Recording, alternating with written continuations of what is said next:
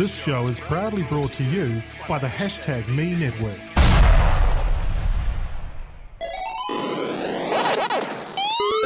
Bits of Awesome, the retro gaming podcast. Welcome to this week's episode of Bits of Awesome. I'm Phid McAwesome. And I'm that evil kid.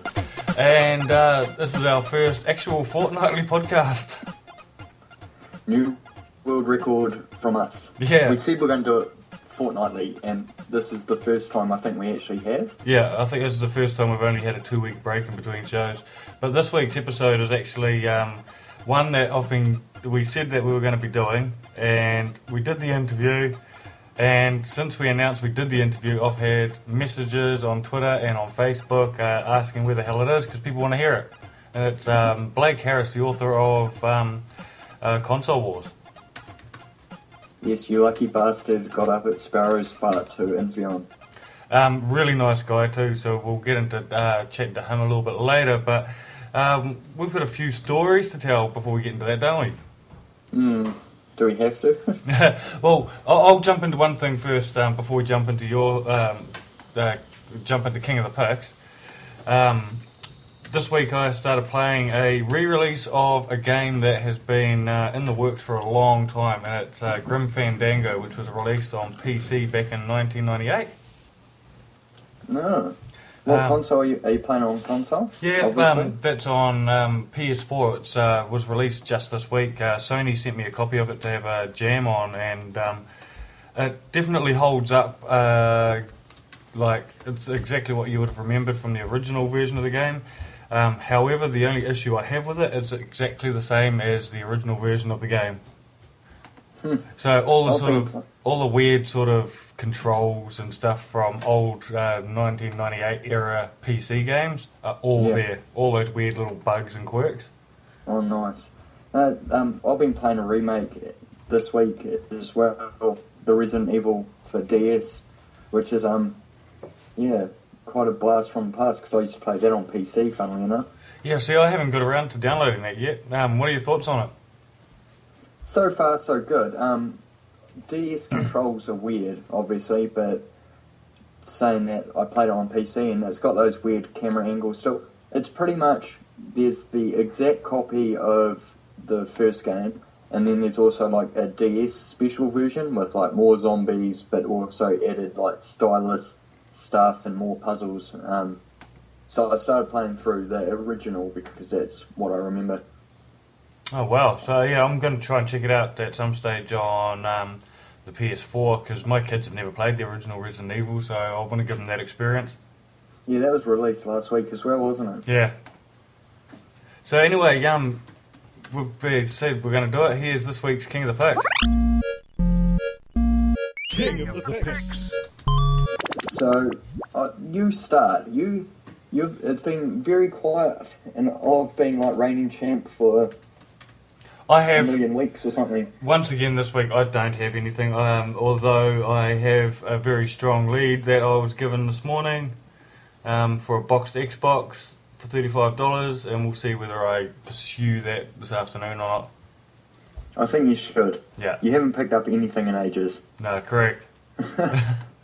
I've been busy interviewing people for the show, mate. Yes, true. One of us is working. So you've had an amazing fortnight. Yeah, so where do I begin? I won a massive Mega Drive lot on Trade Me. It costed a lot of monies, but it was like 60 odd games.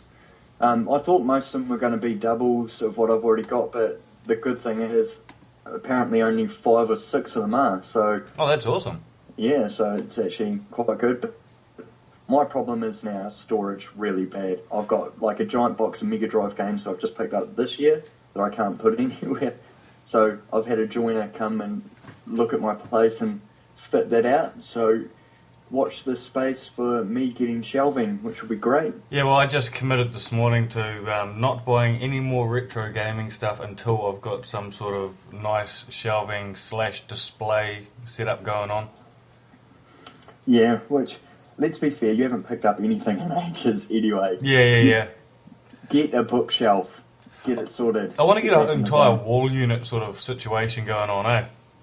Yeah, I've seen, was it in the boss level group, someone posted, like, they got these shelves, and they were actually on Trade Me, but $150, I'm too much of a type bastard to pay that for shelving, and by the time you get it shipped down, it's like pretty much $200. I mean, my joiner friend can do it, you know, custom for cheaper.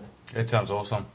It's going to be cool. Like, at this stage, I have no plans for, like, a console unit, but it's more just going to be game shelf. Yeah, see, I want to do something that's going to display my consoles as well as my games. Yeah, so eventually I'll head down that track. I think it's just a case of when I work out where I want to put things and where little fingers won't touch them, I'll lock and load it, but I've got little kids and they want to touch and play with everything, so it's not going to happen anytime soon. So anyway, tell us about this honey hole as well that you've been sort of tweeting about or messaging about. Oh, so I got a lead on a place, undisclosed place, with a whole lot of Mega CD games. Anyway, I went there and pretty much spent until I could not spend anymore because they were $15 each and the guy wouldn't budge on price, so I just bought until my card said no, pretty much. Yeah. Me and someone else had gone in on it, and I said that they can have these games, I don't care. Mega CD was never a console I got into. I never owned one as a kid. Yeah. So I don't actually really care for it. And the particular game is also one that I've got on Mega Drive. So I thought, it's going to be the same game. And it's probably, the game on Mega Drive is rare anyway, or kind of expensive. And so I just thought, I've got the Mega Drive version. That's pretty much what I care about. I don't really care about Mega CD. You can have it. And anyway, he helped pay for the lot, so, you know, what's fair is fair, right? He gets it at the same price as what I paid for it. Correct. And that was our New Year's resolution: is no more assholes in the community. Yeah, that's right. And needless to say, I got home and I knew some of them that he got were really expensive, like £50 games. So what, 120 New Zealand dollars or something. Yeah. But this one in particular, I had a look, and in the sold listings, it sells for £100. So what you're looking at, like 250, 300 here? Yeah, I think, well, the way the exchange rate is at the moment, I think we're actually about half of them. So it's probably, $200 game, maybe just more at the moment, but again, depending on exchange rate, sometimes we can go to, is it 3 to the pound or whatever? Yeah. So, yeah, I'm honouring my word because I practice what I preach. Because you're a good cunt? Yeah, and I'm not bitter. Not at all. I cannot hear any bitterness in your voice. No, but it's like, it comes in roundabouts. One, I don't really care about Mega CD at all. Yeah. And also, you know, I got that Mega Drive SNES lot on Trade Me, and then that guy, you know, obviously found out later it was worth more.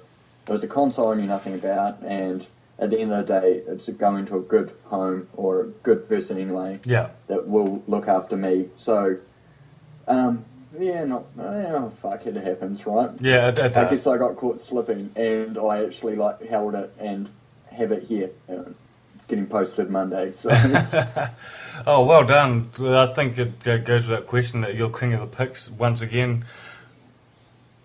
Yeah, now you just need to pick something up. You need to actually get out. You've been working too hard. You picked up your house last year. It's time. That was the epic pick. Yes, you won last year. Yeah. So I think it's time. Get that shelving unit and get buying again. That's the plan, bro. Yeah, so I'm going to have a quiet week, I think, of not picking anything up. I've got a few options on my watch list, but we're going to see what happens. Alright, we've got this interview to go into, but the first thing I want to do before we go into this is, if anybody is a new listener to the show, tuning in to have a listen to us chatting to Blake, you should check out our past shows as well. We've had some really cool interviews on there. We've had a chat to Major Nelson from Microsoft about the history of Xbox. Who else have we chatted to? Oh, Al Nilsson from Sega back in the 90s. We've chatted to him. Yeah, I'd see in Sega news, or as all our American listeners, Sega news, I see they've moved head office from San Diego to where it's always been, from where it's always been to California, and axing about 300 staff. Yeah, but this is the Sega of new. This isn't the Sega of old, is it? No, well, yeah, but still, it's... I don't have that same love affair with Sega now that I did. I still have like a loyalty to the old Sega, but... Oh, but it's always sad. Like, if we think of it in what's happening in the video game industry now, still, they're quite, still a well-known brand. They still put out heaps of games. They publish games for, every system, really? Yeah. Xbox. Well, that's what they are now. They're a publishing company. Yeah. And they've just lost 300 jobs. That's still pretty, big. Yeah, and it sucks for those people that have lost their jobs, and I appreciate that. You're just being all old school on it. Yeah, totally. Anyway, last couple of plugs before we jump into the interview. We both on Twitter. Yes. I'm on. You more than me. Yeah. We're there. So I'm at Phid McAwesome. You're at Evil Card. Have we sussed out our Instagram yet? No, I'll make that it's on my to-do list. I'm on holiday next week, so I've got all this time to do nothing. So I'll do that next week. And we've also got the podcast has its own Twitter account now, which is bits_of_awesome. That's the one. Which we tweet. Yeah, so all our pics and stuff get tweeted on there as well. Yeah. So follow along because you'll see the Mega CD games and you can call me a dickhead. So go for it. And like I said, all previous podcasts are available on #me.co.nz as well as on iTunes, Stitcher Radio, and we're also on iHeartRadio. So check those out as well. Yeah, we're pretty much the BLC podcast, really. That's the one. So must be time to jump into this interview, eh? Yeah, so Phid, because you got up at Sparrow's Fire and because you do the real work for this show, you got to interview on. I'm yet to hear it, I'll be honest. So I'll tune into our podcast because I'm that type of wanker. It's all good. It's one more download for the ratings. Also, rate and review us as well on iTunes. It helps get us more popular. We don't need to get more popular. Look, we're obviously celebrities. We're famous as. Yeah, we're totally awesome gaming celebrities and totally humble. Yeah, definitely. All right, let's jump in this interview, eh? Go for it. Press start. All right, welcome to Bits of Awesome, Blake Harris. Thank you for having me. I'm finally pleased to be part of the awesome experience. So I think we'll jump straight into things, and I think the big question, my favourite big question at least, is for years there was always a lot of books and stuff available covering off Nintendo and Atari. What made you get into writing book about the history of Sega? Honestly, I wrote the book because I wanted to read the book. And so sort of my journey into writing the story was that, one, I grew up during this era. I was born in 1982. So choosing between Sega and Nintendo was a big part of my childhood experience. And then almost 4 years ago, my brother got me a Sega Genesis for my birthday, which is what we had when we were kids. And it reminded me what a big part of my childhood that battle was and what a big part of my childhood video games were. And so now that I was an adult, there must have been some interesting things going on behind the scenes that I was oblivious to as a kid. And I also have grown to love business books like Moneyball, Disney War, The Accidental Billionaires. Those are my favorite books to read. So I went to the biggest bookstore I could find in New York City, and I was looking for the video game history section near the film history section, the music history section, and learned that there was no such section that existed in the store. And when I asked the person there for some help, they pretty much laughed at me, and I asked then for just one of the books on Sega and Nintendo or video games or the business of video games history, and they didn't have a single book in the entire store. But to your point, there are books out there about Nintendo and Atari, which are unfortunately usually smaller presses or harder to find. Yeah.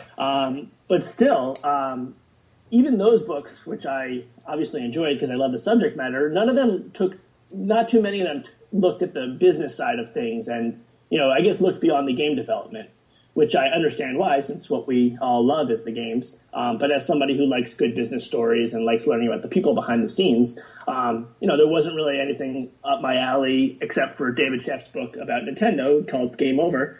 And his book, which I found very compelling, is a story about how Nintendo resurrected the video game industry in the 80s and the history of the company. Yeah. And I felt like, as much as I enjoyed the book, it was about to get really exciting because there was this new company, Sega, that came on the scene. I think the second to last chapter was called Sonic Boom. But then the book just ended because it was written in 1993 and there hadn't been a behind-the-scenes business story written since then. So after I found out that there was no such story, I guess the only, it wasn't like a light bulb went off and said, I'm going to fill this need. But the interest was there. And the only reason I could think why books on the subject had not been written was because there weren't human faces to the story, that the people behind the scenes were boring, that it was just like another job to them. But after speaking with people like Tom Kalinske, Al Nilsson, Diane Fornacier, and so many others, I realized that couldn't have been further from the truth. And that's kind of how I got into writing this book and writing, about the 16-bit battle and really investigating Sega during that time. So what was the research process like before you even got into the interviewing and stuff like that? That's a good question. I really could find absolutely nothing on Sega between 1990 and 1996, which is the primary part of the book's story. So that was just shocking to me, even including internet articles and things along those lines. So I boned up as much as I could on the context from, what had been written about Nintendo. And, I read some of the greatest books in addition to this David Sheff's book were Stephen Kent's History of Video Games. Harold Goldberg wrote a great book that was sort of short stories about behind the scenes in the industry. And I got my hands on everything I could and looked on the internet and tried to speak with some gaming journalists to try to figure out why nothing had been written on the topic. And nobody really had any ideas. And so there wasn't a ton of research before speaking with these people because these people were the research because there was not very much on it. So my first interview was with Tom Kalinske, and that took some persuading to get him to speak with me since I had never written a book before, and this was a long time ago. But he's a wonderful guy, as you'll read in the book, and so I like to think he took a chance on me, and he's happy with that decision. And our first conversation lasted for about 2 hours, and before we even got to the part about his time at Sega, we spent like an hour talking about everything before Sega, and I was just blown away, learning that besides from my parents, he was probably the adult with the most influence on my childhood, from his contributions at Mattel on Barbie and He-Man, Masters of the Universe, and other toys, and Flintstones Kids Jubal Vitamins during his ad agency days. This guy, just everything he touched turned to gold, and I, as a kid, I played with that gold. So I was just so fascinated by him. And then from there, it kind of just, I ended up doing nearly 300 interviews. So I just went from there. And so what was it like meeting these people and getting them to tell their stories? Like you were just alluding to the fact that Tom was a bit hesitant to talk to you. What was it like reaching out to everybody and sort of their reactions? That's a good question. I mean, I was, maybe hesitant is not the right word, though I can't think of a better one, but everyone sort of had that reaction because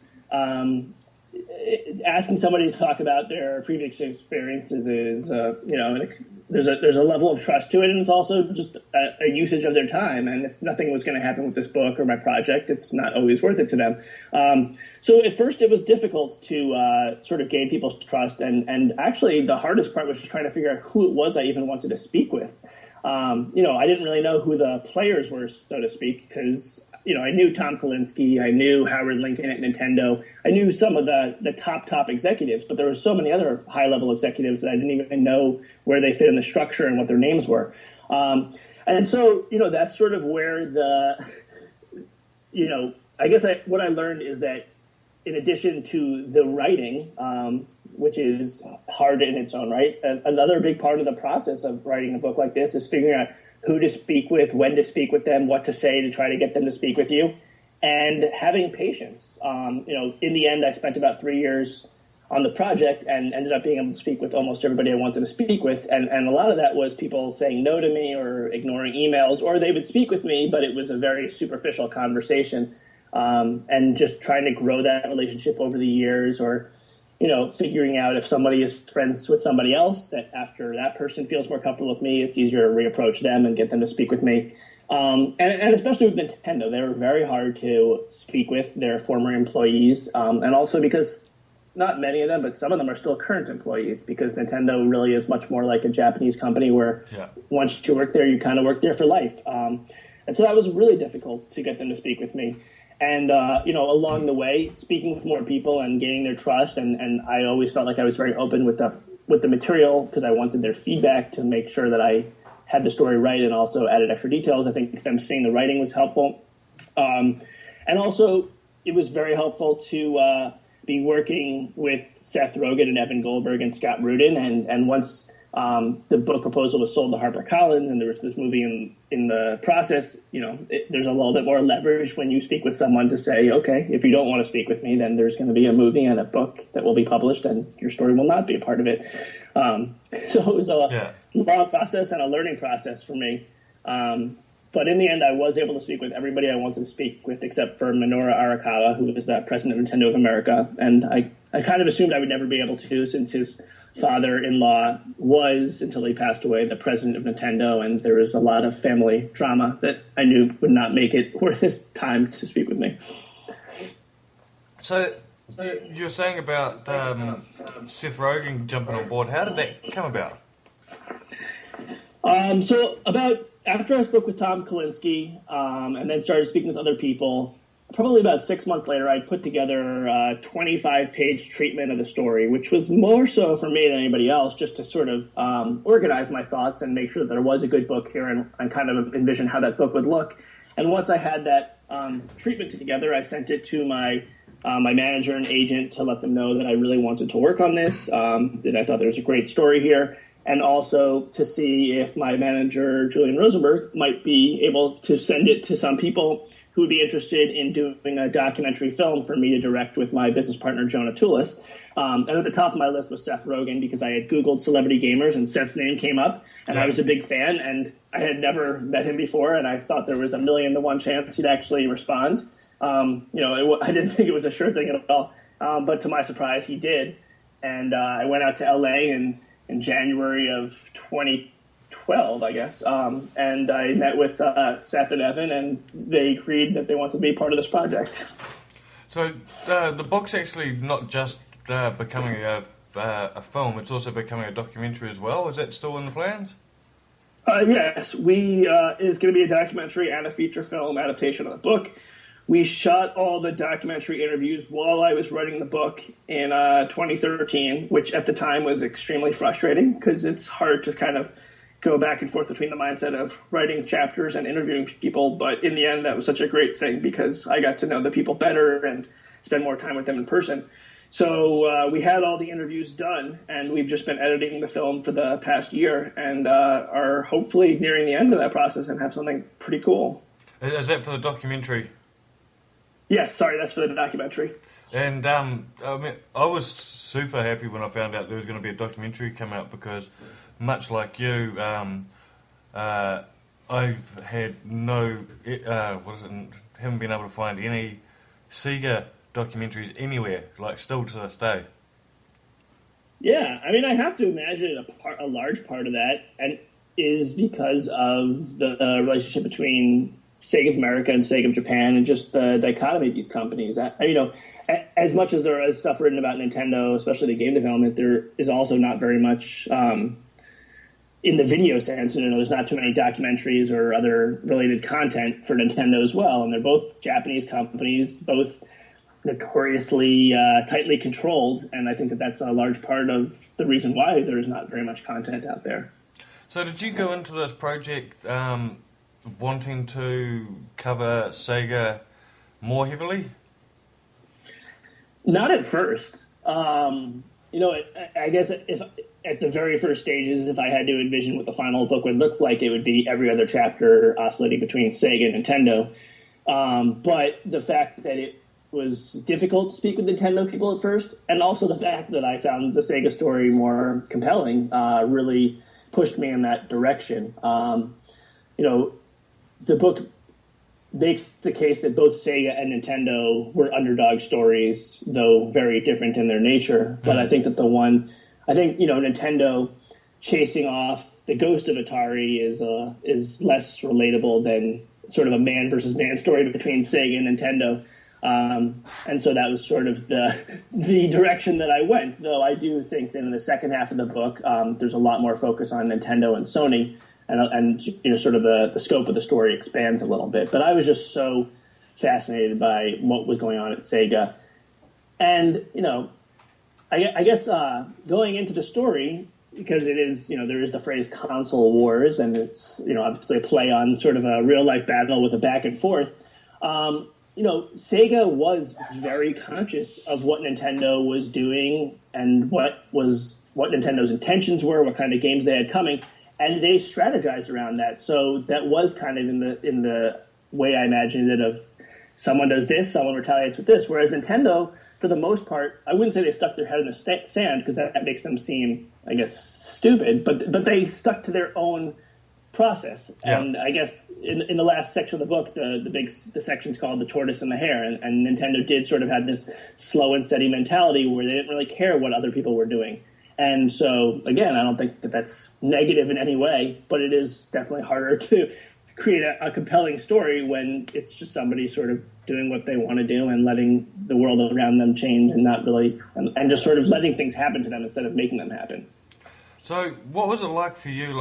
Reading the book, we, as readers, were treated to finding out a few sort of key things that had never really come out before. I can only imagine what it would have been like when they were sort of revealed to you, like the Sony deal almost happening with Sega and that. What was that moment like for you? It was fantastic. I spent over 3 years just researching the book, while writing it at times. And there honestly was never a day that I didn't enjoy the process, which is so far from any other experience I've had with writing or screenwriting or anything like that. Normally with any project, you hit walls, it kind of gets boring, you want to be working on other things, there's things you can't solve. But because there was always this treasure trove of information that I kept being exposed deeper into, that made the process so fun, regardless of whether the writing was difficult. So it was shocking. And also, because I do come from a screenwriting background and just because I love stories and I love movies, I wanted this to have a good narrative story. But I couldn't have come up with anything better than basically at the end, Sega has the opportunity to have some version of what became the Nintendo 64 and what became the Sony PlayStation, the two instruments of their own destruction. I mean, that's so poetic. So I think that, kind of to answer your question, as exciting as a shock as I was to hear just these interesting bits of information, as a writer, I was even more excited because I was like, now I have my ending, or now that, I know how to make that work and to make that really pay off. But it was so fascinating. I'm surprised and grateful that I was the person to write this because there is such great material out there on the topic.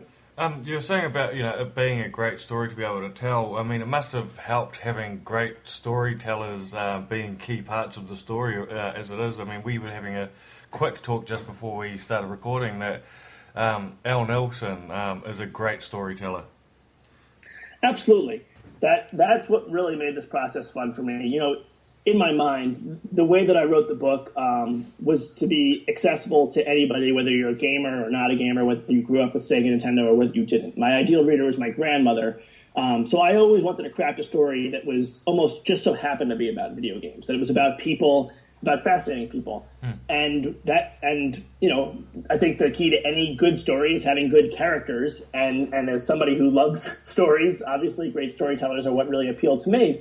And sort of what I began to realize as I went along is there was if you were to boil down the difference between Sega and Nintendo during this time, or Sega of America and Nintendo of America during this time, it really was sort of a battle between marketing and product development. That's an oversimplification, but Sega was definitely much more focused on marketing, and Nintendo was focused on product development.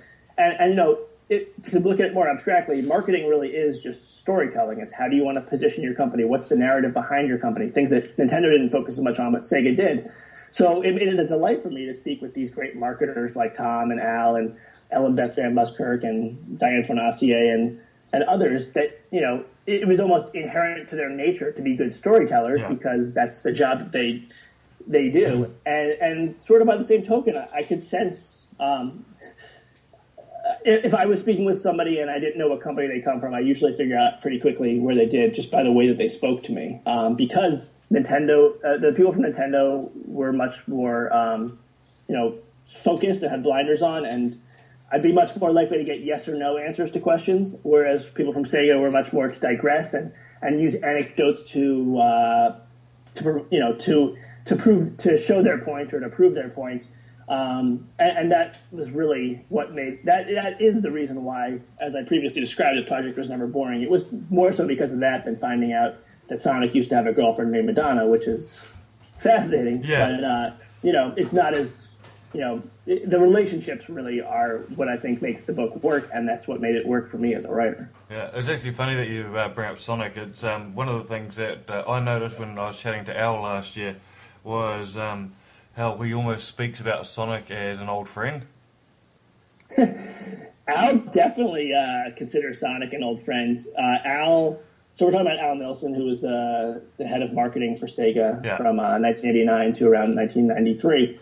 And he always sort of described it to me as he felt like he was Sonic's manager or his agent, and Sonic was a real person or a real manifestation of an idea, and he was there to protect Sonic and make sure Sonic grew up and was exposed to the right things, and that was pretty amazing. And I think that is the part of the business that people don't realize makes a difference.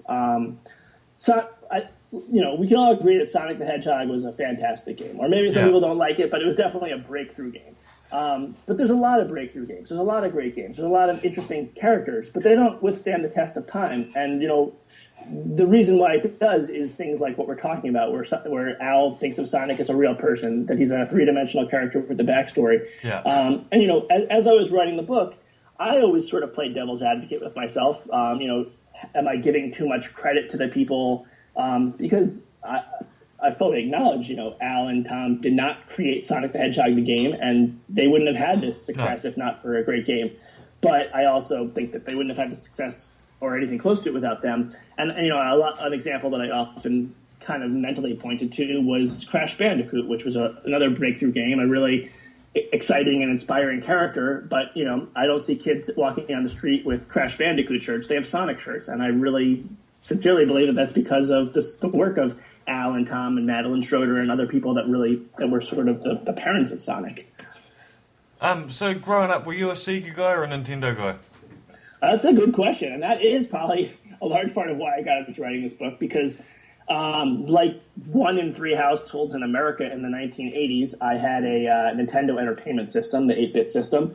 And like most kids, I imagine, I desperately wanted a Super Nintendo when it came out. I mean, if it ain't broke, don't fix it. I love Nintendo. Why would I not want a Super Nintendo?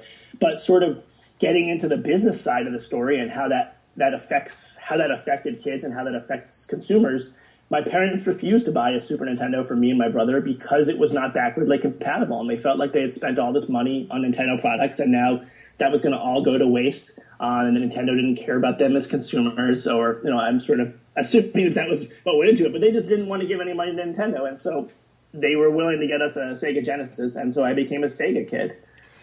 What sort of reaction have you had to the book in countries such as New Zealand, which was a heavy Sega country? Definitely. I mean, it's been an almost overwhelmingly positive reaction to the book, but especially in Australia, New Zealand, and Europe, or especially the United Kingdom, where Sega, Genesis, and Mega Drive were more popular there than I think Nintendo ever was. It's been really nice, and nice to hear that. And that part of when I even hear the question, it makes me think, I wish I had more material to just show the perspective from different parts of the world. There's a chapter in the book that kind of focuses more on the European experience, where it was less so about Sega versus Nintendo, but more about consoles versus computers. And just, I felt like the story, the scope of it just keeps extending outward further and further. What was your personal experience with the 16-bit consoles of the era? Well, in New Zealand, Nintendo was, especially where I came from, Nintendo was only really available as a rental machine.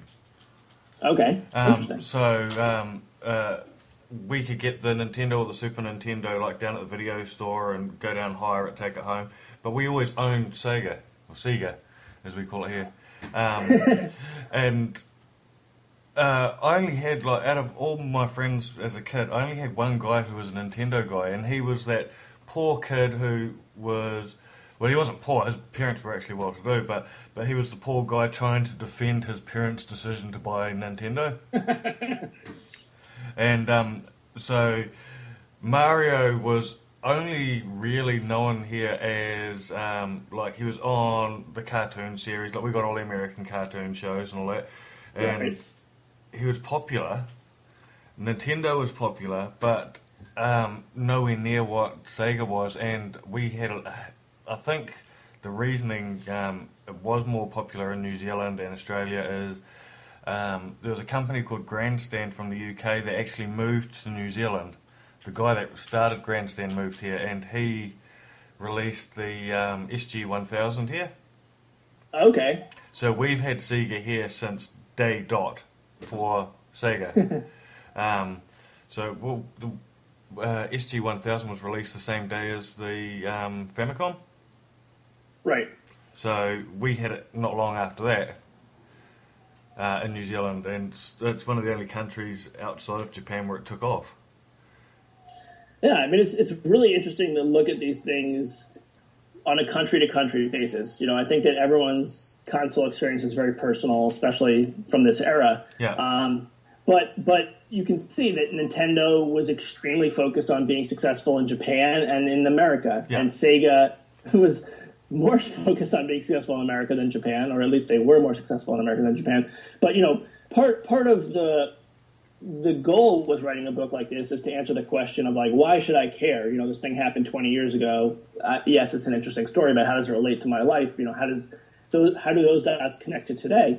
And I think that, there's a lot of answers, the way that Sega changed what video games were, sort of made them more mainstream, skewed upwards the age of a player from a toy to a consumer electronic product. But another way is really just to focus on life outside of America and Japan. And they're certainly not the first company to do that, but I think they were maybe the first company to do it very successfully. Tom, in addition to being in charge of Sega in America, was also in charge of Sega in Europe. And as you see from one of the biggest parts of the book, one of the largest story threads, Sonic Tuesday, it was a concerted global effort. Yeah. And an opportunity to unite this company and to make it not just a success story in America, but an underdog success story all over the world. And that does take us to sort of where we are today. And definitely Sony picked up that baton and noticed that success, because one of the reasons that I think they were very successful with the first PlayStation is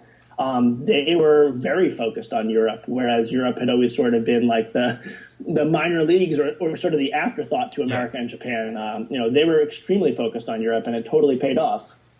So with the book, you cover sort of, like you said, the 16-bit era, and it sort of goes through to the start of the PlayStation Saturn era.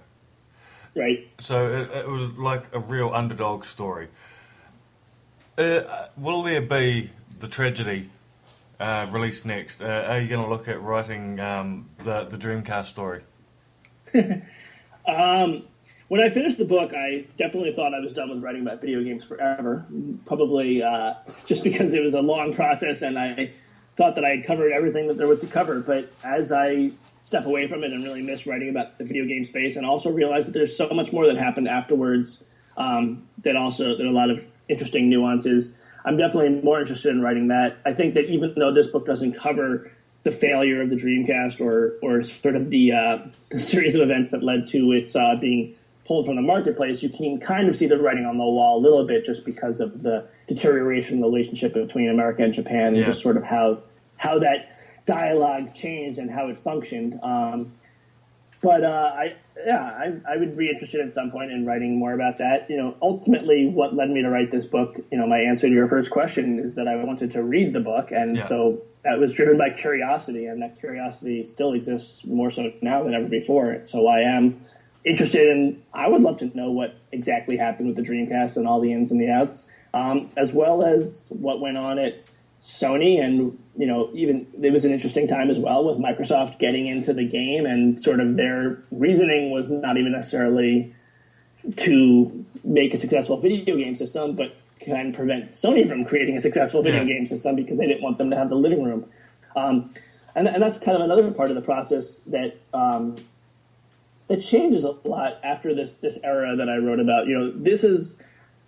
I think of this era as very much the Wild West days of the industry, and you see kind of the end of that Wild Westness with the creation of the Electronic Ratings Board, the trade association, the creation of E3. You see the console wars is a story of this maturation of the industry from an anything goes mentality to a big business, and then it's interesting to see that kind of the next phase of that is that where these companies that had experiences making games that stretch back decades from their arcade pedigree, like Nintendo and like Sega, and also like the third-party publishers like Konami and Capcom and all them, they're the biggest names.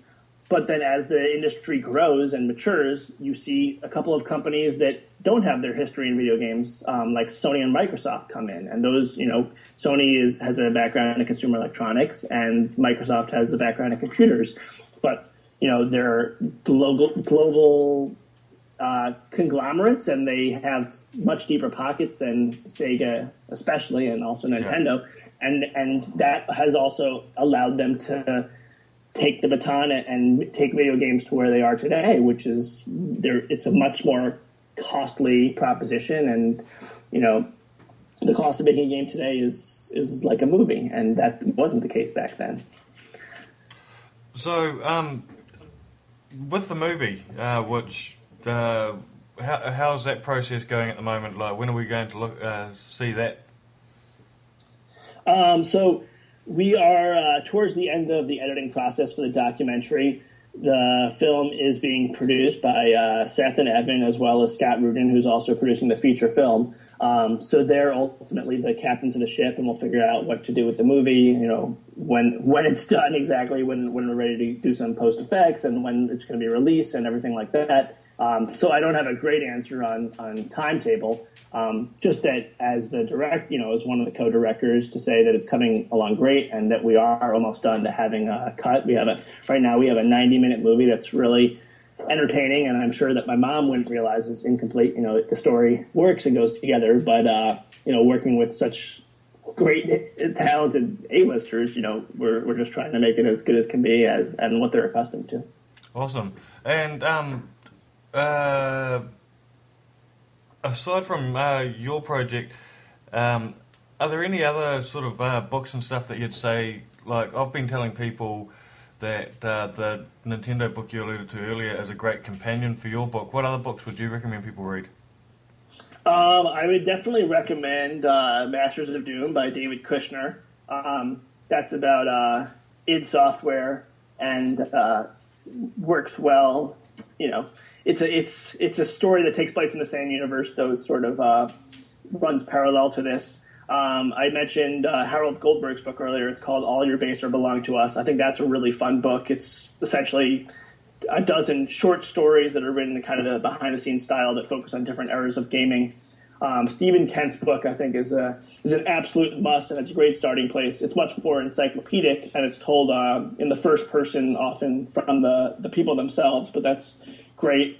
What else? And then, a lot of people kind of recommend it as a video game book, Ready Player One. I think it's a great book. It's not, it's a fiction book, but I highly recommend that book to anybody who hasn't read it. And there's also a good book by Tom Bissell called Extra Lives, which is more personal than the other books we've talked about, but he's a fantastic writer, and that really works in it. I recommend that as well. Awesome. Well, I really don't want to go. I've got heaps of other questions I'd love to ask, but in saying that, they're also spoilers for the book, which I'd love everybody who's a collector or even I work in marketing myself, and I've told other people that work in marketing that they should read this book.